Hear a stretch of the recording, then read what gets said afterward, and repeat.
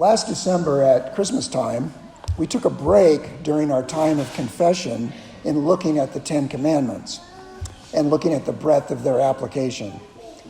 Today is Easter Sunday, as we all know, the day we celebrate Christ's resurrection from the dead, and so it seems appropriate again to ponder sin and sins that are specific to the Easter time. In one way, you would think that we really shouldn't talk about sin on Easter Sunday. After all, the resurrection is about Christ overcoming sin.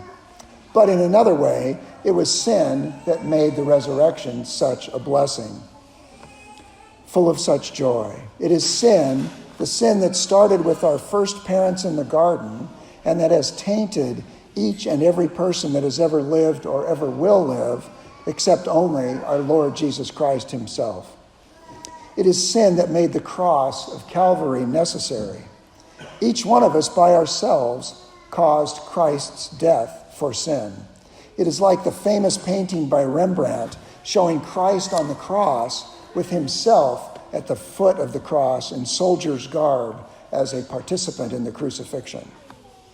The good news, and literally this is the good news, is that Christ did not stay dead. He rose from the dead.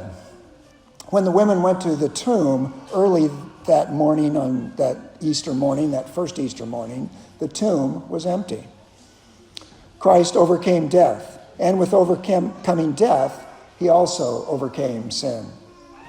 So, what are some of the sins of Easter that we should consider? First of all, the greatest sin is not to believe it. I don't think that's a big problem for most of us here. Otherwise, we wouldn't be here in worship today. We'd be home doing something else. No, our potential sin this way as evangelical Christians is more subtle. We live in a materialist world. We live in a world where what is all there is. There is no room for the supernatural, for events like the resurrection or other miracles. The resurrection proves the possibility of something beyond the natural. People may say, I don't believe in the resurrection. I don't believe miracles like that are possible. I think the resurrection is just a myth.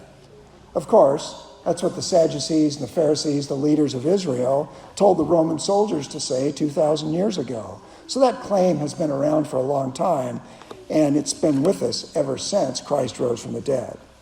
All they had to do was produce a body, and didn't, and couldn't, because it wasn't there.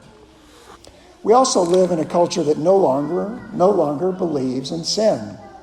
People say, in effect, I only believe I commit a bad act, not even wanting to call it sin, when those acts are against another person.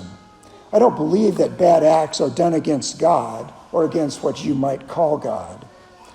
Of course, as Christians, we know the reality of sin. But still, the culture around us can make us feel that sin is not all that bad. In the Sermon on the Mount, we've seen the broad interpretation of God's commandments. Our culture regularly violates the commandments, whether with murder or anger, whether with adultery or lust, whether with unbiblical divorce, whether with actual lying, or just with Super Bowl ads. It's easy for us to think, I'm not so bad, especially after we heard our president take his assault on the Christian faith a couple days ago. We're not so bad, right?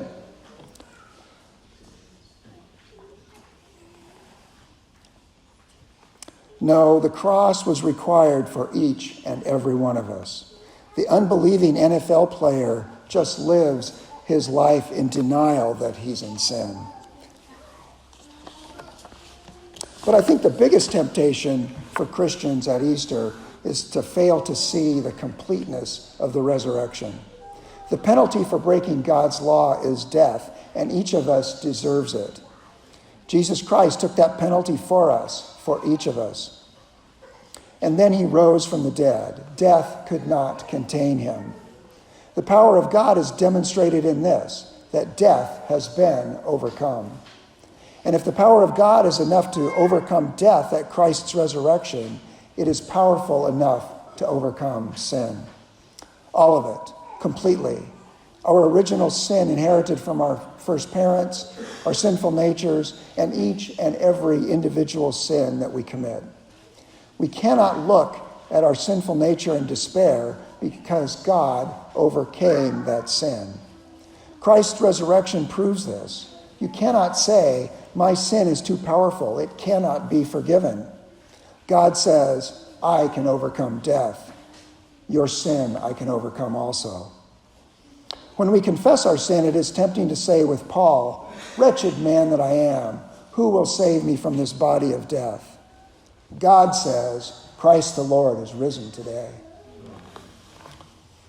But because sin is what it is and gets the better of us, we sometimes become overwhelmed and forget the power of God.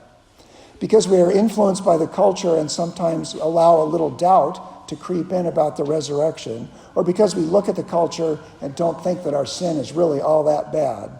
For all of these reasons, we need to confess our sin before a holy and righteous God. I therefore invite you to kneel with me in confession, first of your own sin privately, and then corporately as printed in the bulletin.